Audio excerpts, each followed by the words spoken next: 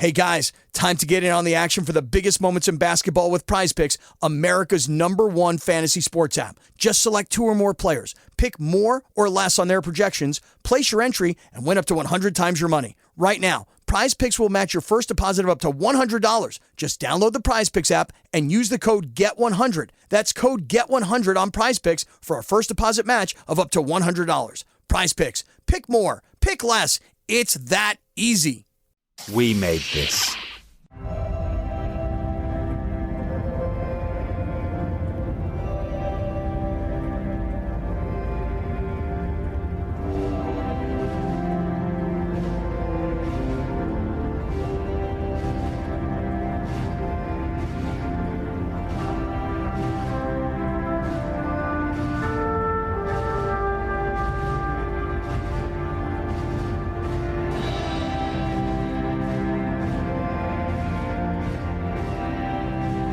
Hello and welcome to We Are Starfleet, a Star Trek podcast on the We Made This podcast network. My name is Ashley Thomas, aka The Nerdy Blogger, and I am your host today. Joining me to discuss this week's episode of Star Trek Prodigy, which is Season 1, Episode 13, All the World's a Stage, is co-host Ian Buckley. Hello, Ian. Hi, how you doing? Hey, good, buddy. How about you? Doing well. Good to talk to you. Yeah, you too, man. I am excited.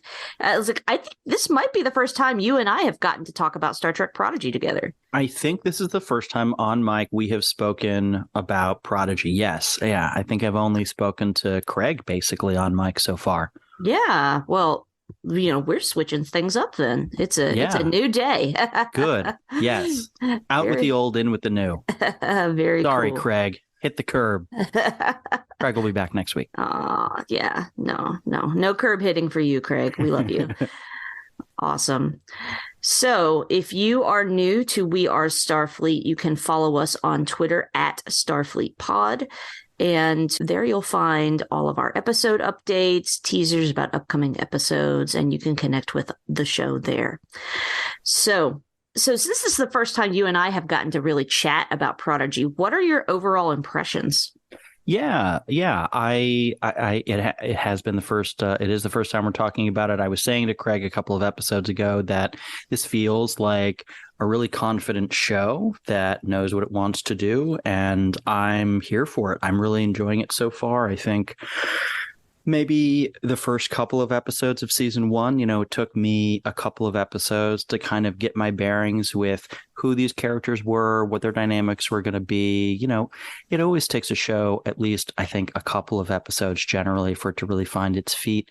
But this seems to have found its stride pretty quickly. And I'm really enjoying that, I talked to Craig a little bit last time about I'm not really sure why they're doing a season 1 part 1 and a season 1 part 2 versus just a season 1 season 2, but be that as it may, I'm really enjoying that we're continuing to get this, this parallel storytelling with Janeway now, and it's still striking a good balance with the new cast still getting most of the attention each week.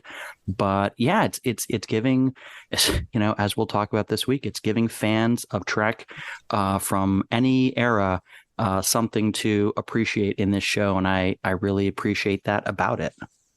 Yeah. I've really enjoyed it as well. Saying earlier, I think this is definitely one of the most consistently well-written Star Treks of the modern Trek era. And I think part of that is due, so a little bit of background for those of you who may not know me very well, but I am a staff writer at fangirlish.com, where I am the Trekspert in residence. And I've had the good fortune to get to interview several Trek folks behind the scenes. And a couple of those people are the Hageman brothers. So Kevin and Dan Hageman, who are the showrunners for Star Trek Prodigy. And these are guys that really care about the work that they're doing. They see it as important, and they love their work. They are all about telling good stories. Now, I listened to a couple other interviews with them on Mission Log Prodigy, which is the official Roddenberry podcast covering Star Trek Prodigy. And in a couple of interviews they've had on there is they treat every episode they write as the last episode they may ever get to do. And so kind of the perspective they have is this, if this is the last episode of anything I get to write, how can I make it the best one possible? And I think that shows, because even the episodes where I'm like, yeah, that was fun. And I didn't, think it was as good as some of the others, which, I mean, frankly, the bar is pretty high. Even so, I'm like, wow, that's actually, the longer I think about it and sit with it, I was like, actually, that's really cool. Like what they did there and how they told that kind of story and how they brought that moral meaning or message across. And I thought that was really good. So I really have enjoyed that about Prodigy. I think all the characters are fun and interesting. I think there's somebody on there that you can relate to in different ways. Actually, last night, again, benefit of the work that I do, I got to talk with Riley Alazraki, who voices Rock Talk, who is my favorite character. And so, Ian, I believe you and I are of approximate age. Did you grow up watching Rocko's Modern Life? Sure. Yeah, of course. Yeah. So Riley's dad, Carlos, is a famous voice actor. He's also on Reno 911 and, does other acting work. But he was the voice of Rocco. And so it was, I was sitting there on this Zoom call with this 11-year-old girl. And I'm thinking, it's like, when I was your age, I was watching your dad. Yeah, that's so funny to think about. Yeah. So I had not this realized surreal... that connection. So that's really cool. Yeah, no, and gosh, like she looks like him too. Anyway, that's so funny. Yeah, she was very sweet and really like thoughtful in her responses. Some of it is very much like youthful exuberance because you can tell that she's having fun doing the work. But one of the questions I got to ask her, which by the time this episode comes out, the interview should be live on the site, and I'll make sure to include a link in show notes. But I asked her, what do you think both kids and adults can learn from Star Trek Prodigy? And she had a really great answer. Like, don't judge a book by its cover, count on your friends, believe in yourself, be a good friend. Like I was like, that's really sharp that like an 11-year-old kid is drawing that out of this fun Star Trek show. And so I think the work that Star Trek Prodigy is doing is incredibly important, not just for the kids in the audience, but it's good for adults to remember those things too. Yeah, I think if she's aware enough of that as someone who's creating the show, that's going to come through for the audience. And many members of the audience are going to be closer to her age than ours. Yeah, absolutely. Absolutely.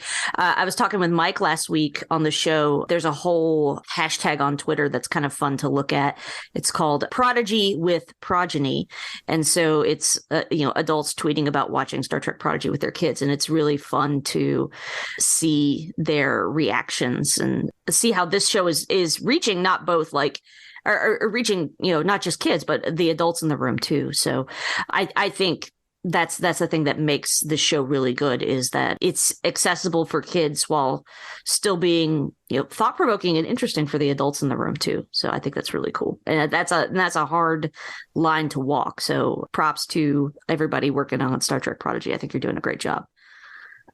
Absolutely. Yeah. Really couldn't agree more. It's a really good show, and this was yet another solid episode, as they generally have been. I really don't have any complaints.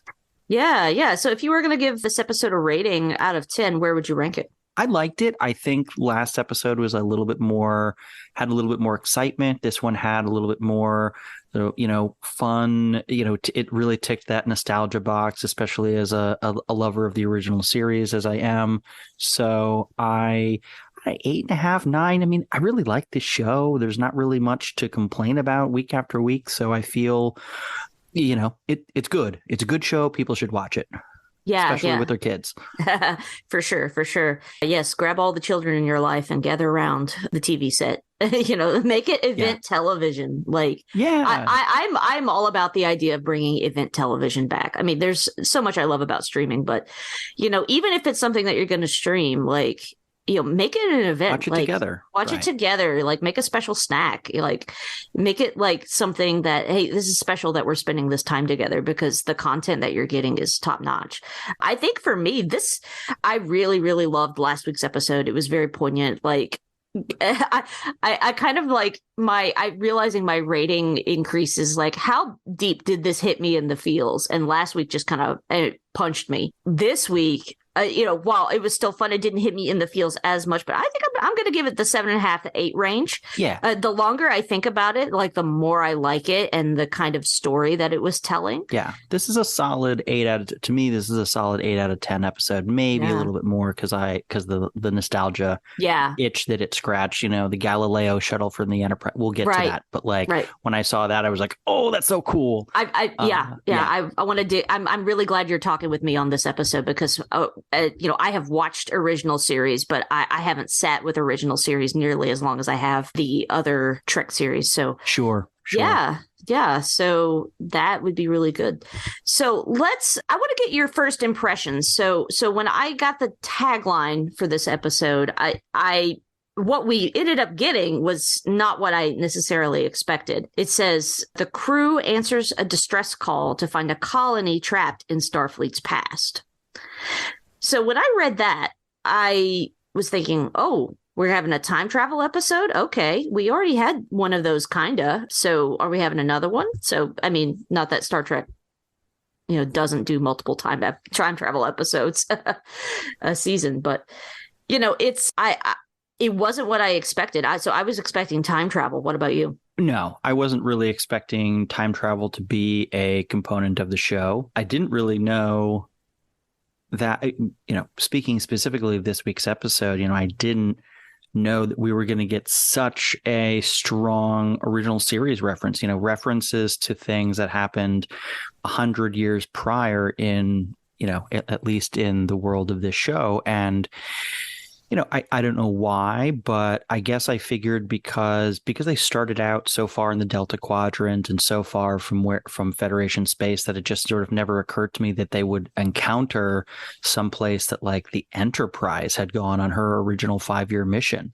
And that was so cool to me to see that. Yeah. I thought that was fascinating when we get, the reveal later in the episode with the Galileo. I was just flabbergasted. I was like, wait a minute, isn't that the little ship on the Enterprise? And because again, I'm not as well versed in original series. Like it took me a second. It's like that was on the Enterprise, wasn't it? So I thought that was really fascinating. Now, does this tie in with any original series episode that you're aware of? That was the thing that I wished I had known before I saw this episode that there was going to be such a specific reference. I couldn't remember offhand. It's been a while since I've watched all of the episodes. I mean, I watch an occasional episode now and then. I saw like Devil in the Dark, a classic episode, a couple weeks ago, but that was the first time I'd sat down to watch TOS in an embarrassingly long time. And the animated series too, I'm not very well versed. I've only seen a few episodes of that. So between those two shows, it's possible that this was a specific reference to an actual encounter. It didn't ring a bell. I'll say that. Like it didn't ring a bell, but that could be because it was from the animated series and an episode I never saw. So no, I don't have a specific recollection of this being from an actual episode, but I loved how they evoked that series and the sort of funhouse mirror version of the Starfleet that they learned about, that these people have come to represent. Yeah. I thought that was really fascinating. I'm doing a quick scan of Memory Alpha just to see if I can find anything about the Galileo, but not really seeing anything. This is more written from a real world perspective versus where is this ship used in Star Trek episodes? I thought that, so, first of all, I have 2 lit degrees. And so when I see the line, all the world's a stage, and I was like, and the people are its players. That is a line from Shakespeare. And so the way these people, the what do they call themselves? The Enterprisians, I believe is how they refer to themselves. The Enterprisians, they have this play, and it's kind of it seems like they have like a type of oral history almost.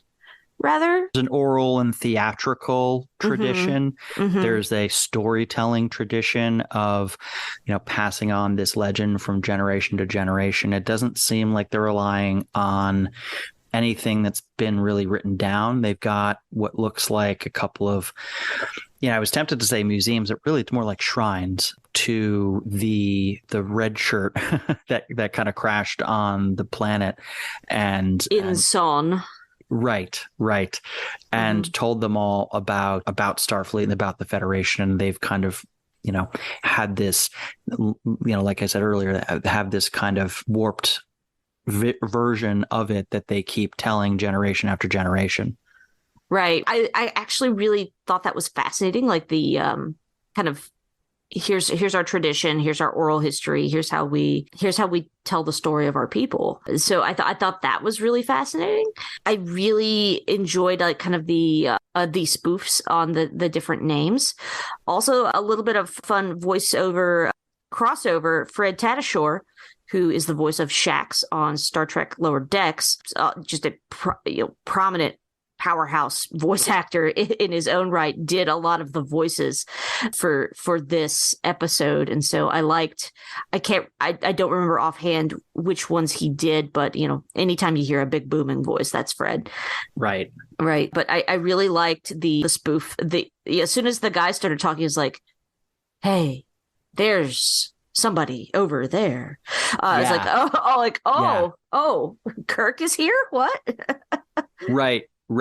Yeah, I thought that was so funny. And the versions of Kirk and Sulu are great, but they even have a little bit of Scotty, a little bit of Spock, a little bit of McCoy in there. It's really fun. They didn't have Chekhov or Uhuru represented, but it was pretty fun to see their kind of reinterpretation and sort of the game of telephone that they've been playing with themselves over the years with these names and these mannerisms. Yeah, and there is a character named Hura. That's the gal that ends up with the plasma radiation poisoning. Oh, I missed that her name was Hura. That's the connection there. Okay. Yeah, but okay. It's not like a distinct Nichelle Nichols impersonation. So no, and Nichelle didn't have as much of like a hook to her performance the way that like Shatner or like Scott, yeah. Scotty's accent is recognizable anywhere. Kirk's mannerisms are recognizable. Spock's intonations, like the way he speaks and the things that he says are so distinct that, and you can even imagine sort of Pavel Chekhov, the Russian pastiche, all of that would be easy to sort of recognize, but Uhuru doesn't have the same kind of hook to her performance or her characterization. So I get that maybe didn't come across as easily as the others, but that's good to know that they did have that in there. Yeah. I did get to watch the episode a couple of times, and I did pause on the end credits to kind of read like character names and things Good call. So yeah, I only watched it once, so you're gonna catch some of those things that I missed for sure. Yeah. So anyway, I think it's really poignant, a nice happenstance rather, that you brought up Devil in the Dark. That was actually my first thought when we're watching this play. And like the gallows, and they have like the two lights up there with the antenna. I was like, "Ooh, Devil in the Dark! What? That was my first guess. Is like, are we gonna meet some sort of creature from the Devil in the Dark or something similar?" And no, the Devil in the Dark was the Galileo. And I was like, that was a nice little bait and switch there. I thought that was cool. Yeah, I love the reveal of the Galileo shuttle. It's a really clever way of, subverting the expectations that like you, for example, had of, oh, is this some sort of creature that they're going to have to maybe not defeat, but maybe reason with, figure out, maybe there's some way of reaching a common understanding. But no, it's essentially an environmental disaster caused by the Galileo shuttle from the Enterprise having crashed on this planet and is causing the sensor interference and is causing this sickness, which is taking so many lives of these Enterpriseians. And, the other thing that this does is it reinforces this theme that's been running through the series of unintended consequences. The Federation accidentally dooming this planet in the future, that's motivating the antagonist's actions. The ship itself being turned into a Trojan horse, and them just trying to make contact with the Federation led to the destruction of that outpost. This show is constantly underlining that there is an unintended consequence to even our best intended actions. It's time for today's Lucky Land horoscope with Victoria Cash. Life's gotten mundane, so shake up the daily routine and be adventurous with a trip to Lucky Land. You know what they say, your chance to win starts with a spin. So go to LuckyLandSlots.com to play over 100 social casino-style games for free for your chance to redeem some serious prizes. Get lucky today at LuckyLandSlots.com. Available to players in the U.S., excluding Washington and Michigan. No purchase necessary. VGW Group. Void where prohibited by law. 18 plus. Terms and conditions apply. Lucky Land Casino, asking people, what's the weirdest place you've gotten lucky? Lucky? In line at the deli, I guess? Aha, in my dentist's office. More than once, actually. Do I have to say? Yes, you do. In the car before my kids' PTA meeting. Really? Yes. Excuse me, what's the weirdest place you've gotten lucky? I never win and tell. Well, there you have it. You can get lucky anywhere, playing at LuckyLandSlots.com. Play for free right now. Are you feeling lucky? No purchase necessary. Void where prohibited by law. 18 plus. Terms and conditions apply. See website for details. Going along with that, we got a 24-minute episode. There's a lot we could talk about, but I think what seals the deal for me is very much done throughout the episode up until the very end, is done in a show don't tell sort of way. When Dal himself becomes infected, and he's Zero's trying to figure out what's going on, how can we solve this problem, blah blah blah, and Dal's having a meltdown. He's like, my doctor doesn't have a clue. I'm stuck on this planet, and they're primitive. They think they don't understand. The Enterprisian doctor drops some leeches on the back of his neck, and he's like, and he suddenly feels relief, and so I think that nice little subversion there is like, actually, these people aren't idiots. Yes, they aren't as technologically advanced than you, but that doesn't mean they're stupid. And I think that's something that it's easy to forget if you are part of I hesitate to use the phrase higher culture, but if you're in a more technologically advanced civilization, it could be easy to think that these people don't have this, therefore they're not as smart as me, or they don't know as much as me, or that they're ignorant in some way. And that's not necessarily true. And so I thought that was a really interesting way to tell that. But then at the end of the episode, when they're able to tap into the Galileo and finally access that last transmission from Inson, where he says, I thought I was dead and dying, and I did what I could to protect these people, but then they saved me. I thought that was really poignant, and just a way to, as Riley said in my interview last night, don't judge a book by its cover. I thought that was a really beautiful way to get that message across. So how about you? What did you think? Yeah, absolutely. It's one of the things that, Lower Decks does too, in its own way of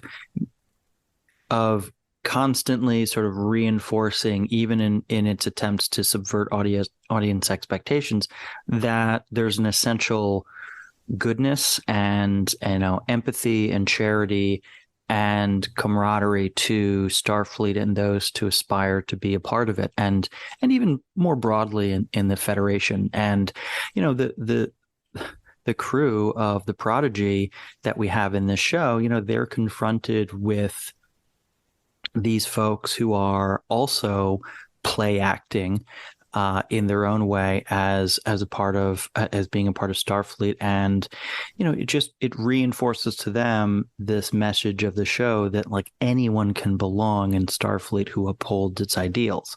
I mean, I guess unless you're Seven in Picard, but yeah, Generally speaking, the show reinforces that message that anyone can belong. It's really, the most important thing is that you uphold these ideals that Starfleet represents, or tries to, at least. Right. Yeah. And, Dal gets back on the Protostar, and he's like, I'm down 3 crew members. What can I do? And then he makes the choice to bring up those 3 crew members. He brings up Hura and James T. and Sulu, right? Sulu. Yeah. Sulu. Sulu. Or however you say. Did you catch Sulu saying my instead of oh my? No, I didn't. That's so great. Yeah, there's this moment on the bridge where he says my, and it's exactly like the oh my, same cadence. It's great. That's wonderful. I love it. Man. Yeah.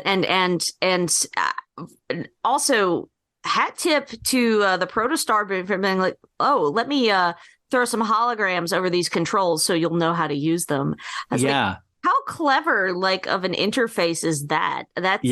That's really fascinating. Very cool. And I love that, the Enterpriseians, now that they have these, holographic TOS style controls, they can pull off this daring transporter rescue that we've seen people with actual training struggle with. Right.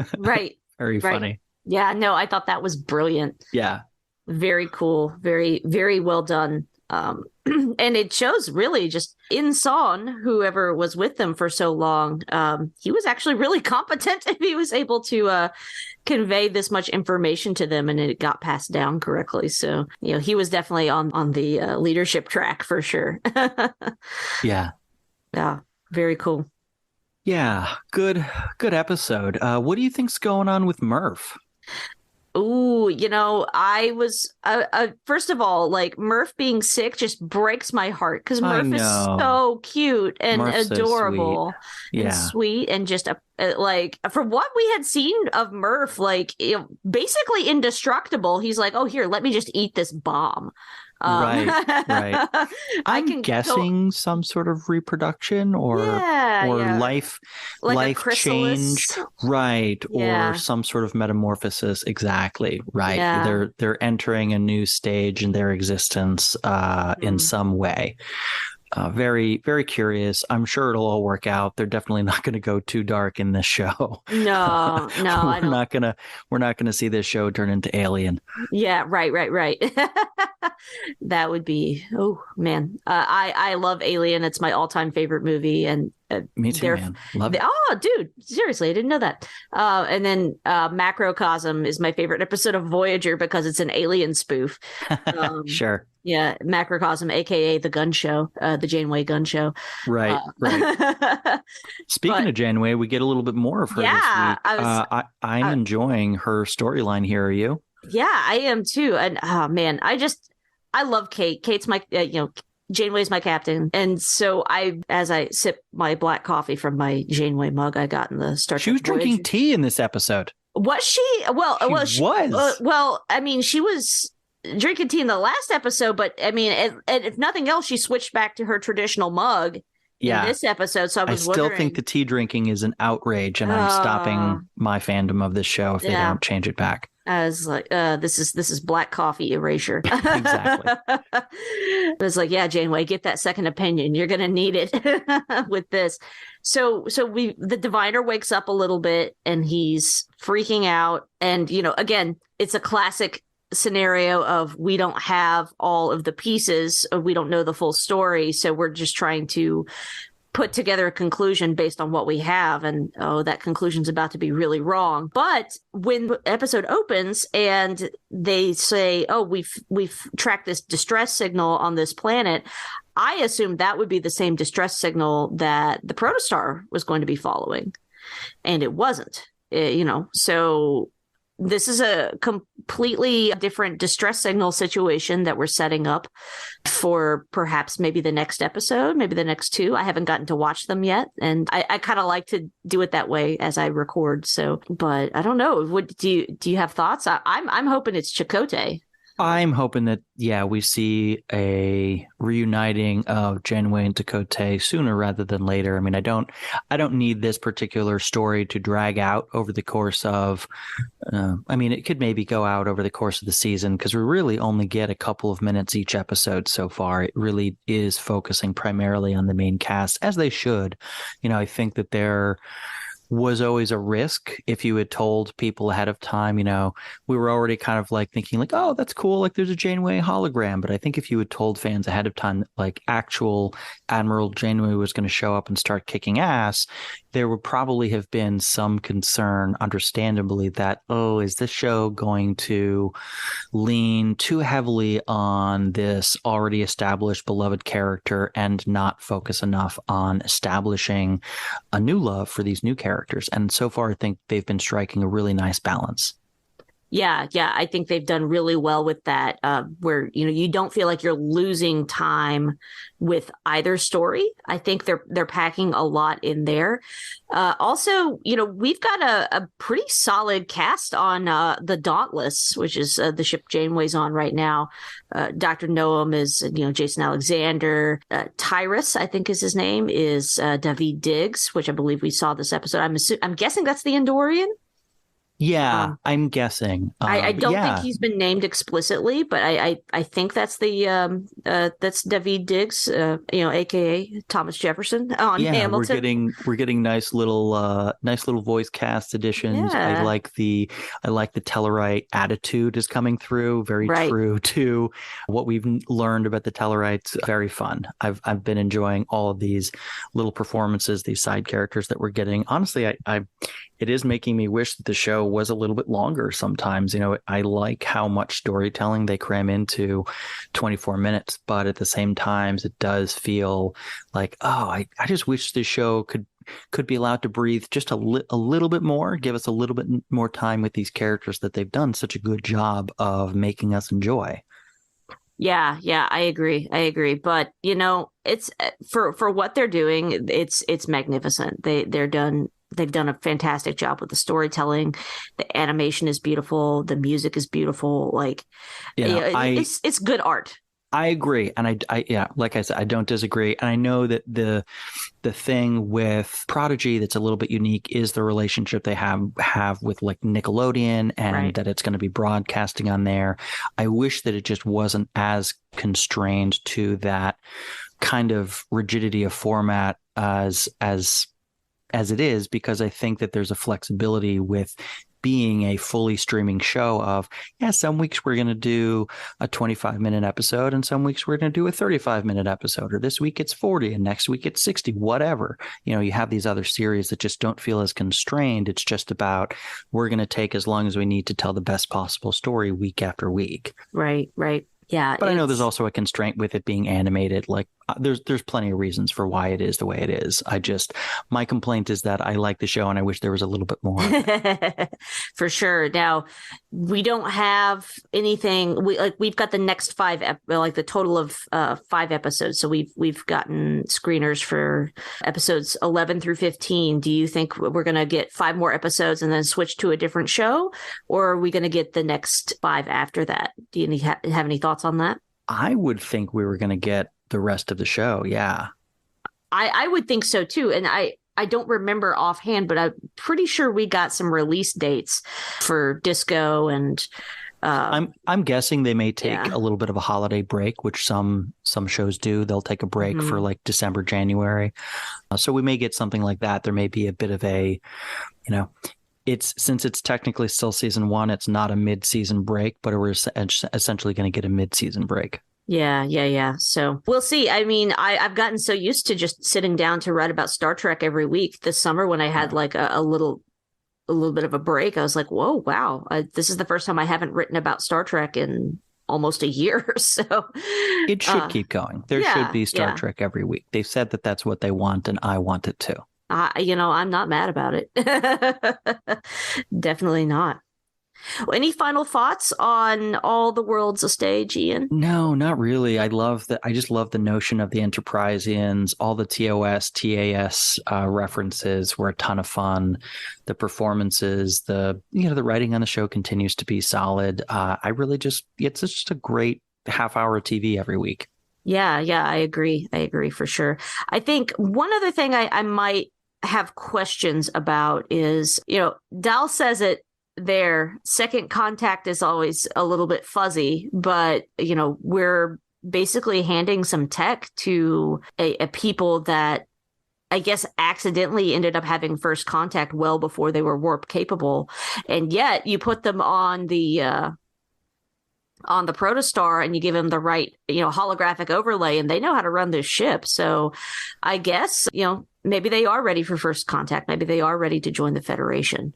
Yeah, it did seem like a bit of gray area. This seems like one of those places that the Cerritos can swing by and check in on in a little bit. Absolutely. That I was thinking, I was like, I don't know that I'd heard the phrase second contact before Lower Decks. So the fact that they're making it a thing in the other series, I think is phenomenal. So me too. Yeah, I think that's fun. Yeah. Very cool. Well, this was a lot of fun, Ian. Thanks so much for joining me today to talk about Star Trek Prodigy. If the folks listening at home want to connect with you, what are some ways they can do that? I don't really have a social media presence, but I do pop up on other shows here on the network. You can hear me on Illumination Above All, our Severance podcast, which will be wrapping up in a couple of weeks. We just recorded our coverage of episode 8.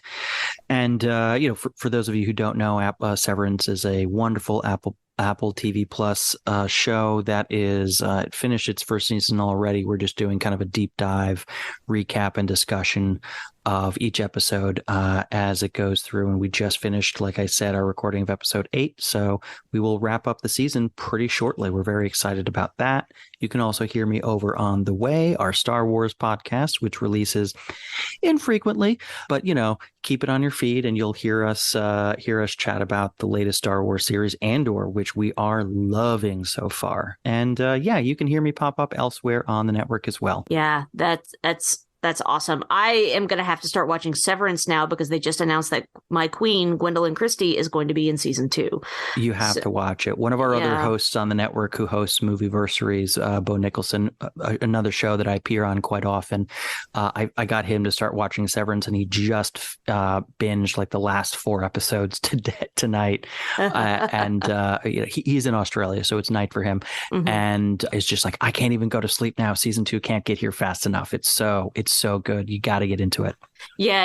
I'd been meaning to watch it because I love Adam Scott. He will forever be solidified in my head as Ben Wyatt. He's fantastic in the show. Yeah. Very, very good performance from him and everyone else involved.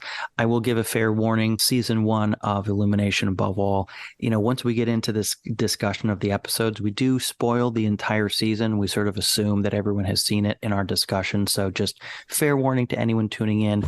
Watch the show first in its entirety and then check out our breakdowns. Yeah. Awesome. Well, I'm looking forward to diving into that. Maybe if we do get a little bit of a holiday break from Star Trek, I'll actually have time to watch things that aren't Star Trek. Cool. Yeah. Awesome. All righty. Well, Ian, thank you so much for joining me today. And thank you all for listening to this episode of We Are Starfleet. Again, we are part of the We Made This podcast network. You can follow We Are Starfleet at Starfleet Pod on Twitter. And you can follow the We Made This podcast network at We_made this. Star Trek isn't all we're talking about. So if you will just listen to the next little bit, you'll find out about some other shows you may like to enjoy in just a moment. So until next time, live long and prosper, friend. Live long and prosper. Are you a fan of the Marvel Universe? Can you tell your Kang from your Doctor Doom? Well, if so, boy, do we have a podcast for you. Podcast 616 is the We Made This Network's long-running Marvel podcast, and it's under new management. We're your hosts, Ashley Thomas and Hugh McStay. And together, we are going to lead you every step of the way through the Marvel Cinematic Universe's upcoming multiverse saga. Everything from She-Hulk to Avengers Secret Wars will be covered on the podcast in the kind of detail that would make a Wikipedia article blush. We're going to have have some detours into the wider Marvel world where we'll look at non-MCU projects dating all the way back to Marvel's origins in the groovy, funky 60s, and all the way up to the birth of the greatest franchise in cinema history. And we'll be joined on our adventure by a roll call of guests so impressively knowledgeable that they'll make the Avengers themselves look clueless by comparison. So if you like your opinions sharper than Wolverine's claws, or takes hotter than the Human Torch's underpants, then get Podcast 616 in your ears as a matter of urgency. You'll love it 3000. Podcast 616. Disassemble.